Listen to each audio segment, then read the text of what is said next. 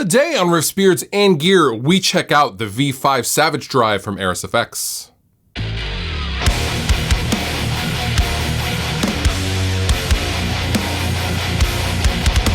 The original Savage Drive was one of the most popular overdrive videos that I ever did back in the day. It was really unoriginal in a sea of unoriginality, and the new V5 builds upon that legacy.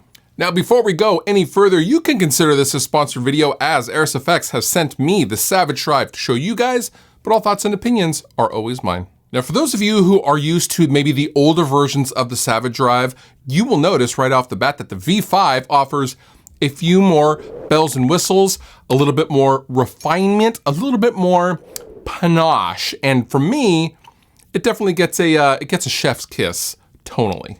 Now, the V5 Savage Drive features a low mid, low, and high controls, as well as the applicable volume and Savage controls, but this does not work like your usual tube screamer overdrive or something like that. So in the context of usually using an overdrive in a heavy chug-tastic setting, you have an already gained up amp, and we typically are using an overdrive with the volume all the way up and the gain all the way down, and the byproduct of doing this is adding a little bit more gain to the amp, but really what we like about that is the low mid kind of scoop out that happens, that tightens up our tone, cuts a little bit of low end. That's what most of us really enjoy about a boost. Now, the Savage Drive V5 is a much cleaner pedal than your average tube screamer circuit. This is not a tube screamer. Instead, what you need to think of this as is an extremely loud, clean-ish boost that you can use the Savage control to then dial in the amount of dirty that you want. So really, this is an extremely chug-friendly tone shaper before you hit the front of the amp.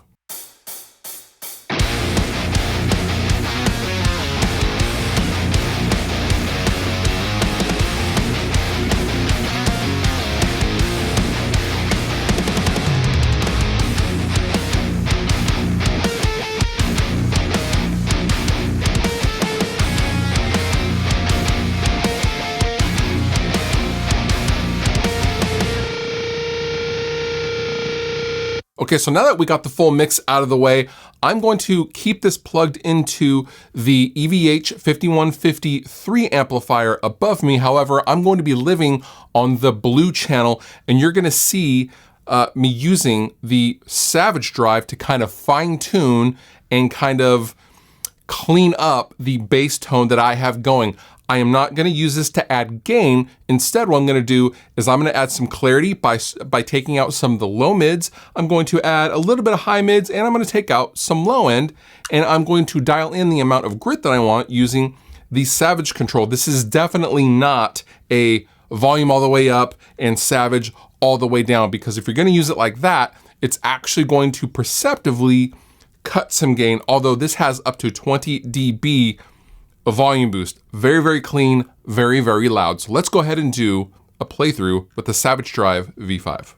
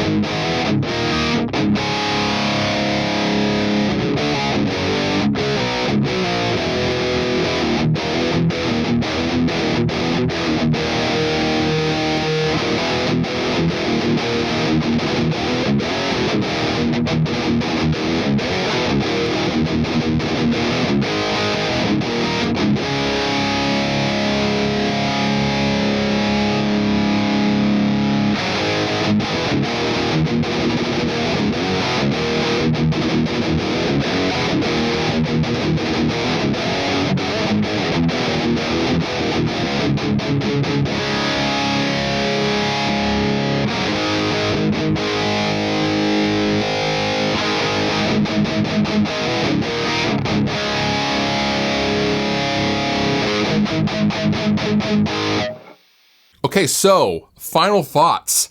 I think the V5 Savage Drive is my favorite out of all of the iterations, and I do still love my original Savage Drive. However, this really is a nice alternative to a traditional tube screamer. Now, of course, there's always places for different kinds of overdrive, but this is more of a very sculptable, customizable, very loud clean boost that you can dirty up if you so choose. Now, at the time of this filming, the V5 Savage Drive retails for about 270 Canadian dollars, which at the time of this filming is about 216 US dollars. Not crazy money, lots of options, and I particularly enjoy the hiss control, which is an internal trim pot if you are experiencing any hiss issues that come with a 20 dB volume boost. So I like the tunability, I like the customization you can do to your tone, and it won't break the bank while it does it. I will link down below in the description if you'd like to know more information on the Airis Savage Drive V5. And with that, you've been wonderful. I have been Fluff. Thank you so much for watching, and I'll see you next time.